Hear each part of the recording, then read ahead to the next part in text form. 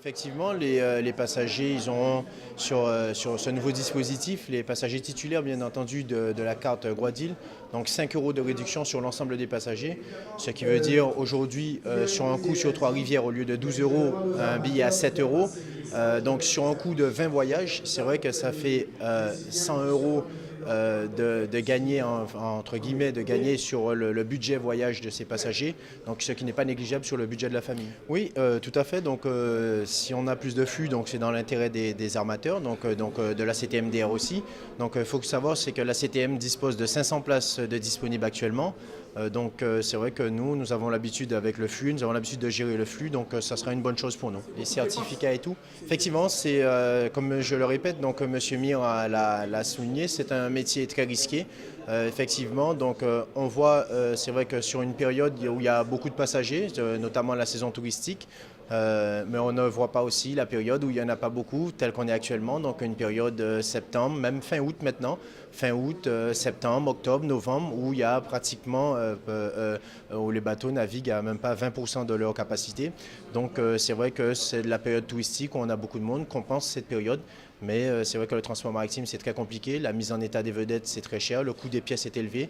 Et notamment, le coût le plus important, le coût du combustible, qui reste un coût très, très important pour les armateurs. Donc tout à fait. Donc, nous travaillons aussi, nous, avec le CTIG, une bonne collaboration avec le CTIG et aussi avec les tours opérateurs de la Guadeloupe, donc présent en Guadeloupe, qui travaillent énormément avec nous. Et je salue tout à fait aussi ce travail qui est fait avec notamment le CTIG et ses partenaires touristiques qui nous soutiennent. Alors, pas spécialement, il n'y a pas de lien direct, je disais, mais je suis surtout content en tant que conseiller régional parce qu'en fait, je le disais, un tel effort fait dans un tel dispositif, c'est quasiment 40% de l'aide donnée initialement qui augmente. Ça veut dire que ça va impacter le budget de la région, mais au-delà de ça, ça montre la volonté du président de vouloir intégrer correctement et pleinement les îles du Sud. Alors bien évidemment, je l'ai dit aussi, ça devait créer un peu plus de monde, de voyage et donner un peu plus de moyens aux armateurs.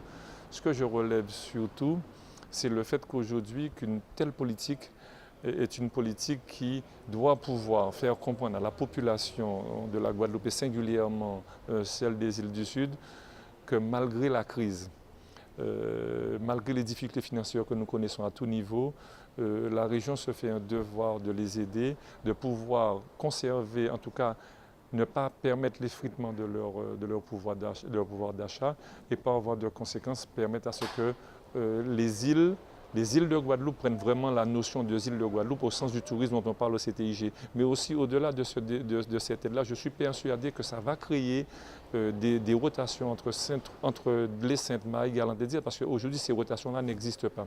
Mais aussi ça va certainement créer d'autres rotations qui permettront d'aller plus loin dans le désenclavement. Parce qu'en fait, en réalité, ce qui est cherché avant tout, c'est une aide à la population, permettant aux armateurs de bien se comporter, mais aussi que les îles de Guadeloupe soient de manière définitive désenclavées. Et là, justement, vient la notion de tourisme, parce qu'en fait, aujourd'hui, ce qu'un touriste veut, c'est qu'il veut aller aux Saintes, il veut aller à Marie-Galante, il veut aller dire quasiment à toute heure et revenir quand il veut. Bien évidemment, on n'aura jamais une rotation 24 heures sur 24, mais si on est desservi plusieurs fois dans la journée avec ces îles-là, je crois qu'on peut trouver des créneaux qui permettront à tout un chacun de trouver son bonheur.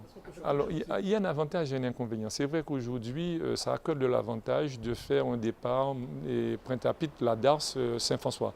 Pour autant, par expérience, je sais que le Guadeloupéen n'a pas forcément le pied marin et au-delà d'une heure de trajet maritime en mer, le Guadeloupéen commence à être mal à l'aise. Maintenant, je pense qu'avec la modernisation, avec la rapidité, oui, il peut y avoir une rotation qui dessert Pointe-à-Pitre à Saint-François sur une base d'une heure, 1 heure 15. Je pense que c'est viable et du coup, ça mettra des IRAD un peu plus près de Pointe-à-Pitre, des centres de décision et du développement économique. Et ce qui se fait à des IRAD pourra se faire à Marie-Galante, pourra se faire au Saint. Il n'y a aucun problème à ce niveau-là. J'ai de bons rapports avec l'ensemble des armateurs. Par le fait que je sois des îles du Sud, mais par le fait aussi par le poste que j'occupe au CTIG. Donc il y a une confiance qui s'est développée entre les armateurs et la région. C'est un partenariat gagnant-gagnant pour la population, pour les armateurs, pour la région. La région a besoin des armateurs pour la mise en place de cette politique et les armateurs ont besoin de la région pour que leur activité économique prospère. Voilà. Alors, la continuité territoriale, oui, c'était un moment important avec les armateurs de Désirade, Marie-Galante, les Saintes-Terres de Haute-Terre-de-Bas de signer cette convention parce qu'il y a renouvellement de convention, mais il y a aussi changement de tarification qu'a voulu Victorin Lurel pour aider, je dirais, les Iliens à bénéficier un peu plus. Donc il y a aussi une modernisation, un retoilettage de cette convention, puisque maintenant les personnes n'auront plus besoin de fournir, je dirais, leur déclaration de revenus. Ça se fera avec la feuille d'habitat, la taxe d'habitation. Donc ils pourront plus facilement bénéficier pour ceux qui sont sur la Guadeloupe, qui travaillent sur la Guadeloupe et qui ont une maison aux Saintes, et cela leur était interdit jusqu'à aujourd'hui. Donc maintenant, à partir du 1er décembre, ils pourront prévoir leur carte et faire ceci. Nous avons aussi donné un petit coup de pouce, je dirais, aux sous.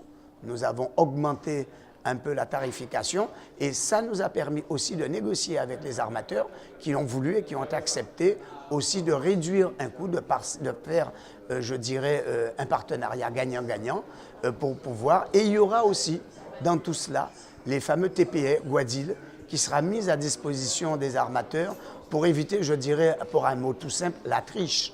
Parce que la carte qui était avant était une carte, nous avons pu observer que des personnes voyageaient dans le mois 50 à 60 fois et on savait très bien que ce n'était pas possible.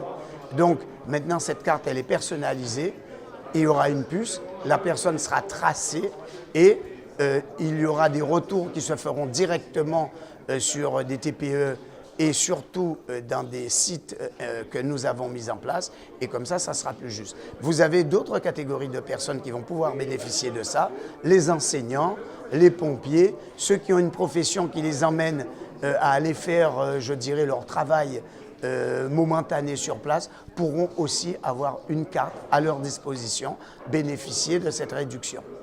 Oui, ça mérite un coup de pouce supplémentaire pour permettre, je dirais, aux Iliens de se déplacer, mais aussi aux armateurs, de garantir aux armateurs qu'ils sont suivis, ils ont une carte fiable, les documents qu'ils présenteront seront traités en toute équitabilité et ils seront payés en temps voulu, parce que ça prenait du temps. Quand on donnait des listings dans les services, ça prenait beaucoup de temps. Maintenant, ça sera informatisé, on saura tout de suite et il y aura un traceur qui donnera tout. Les armateurs, c'est un métier à risque.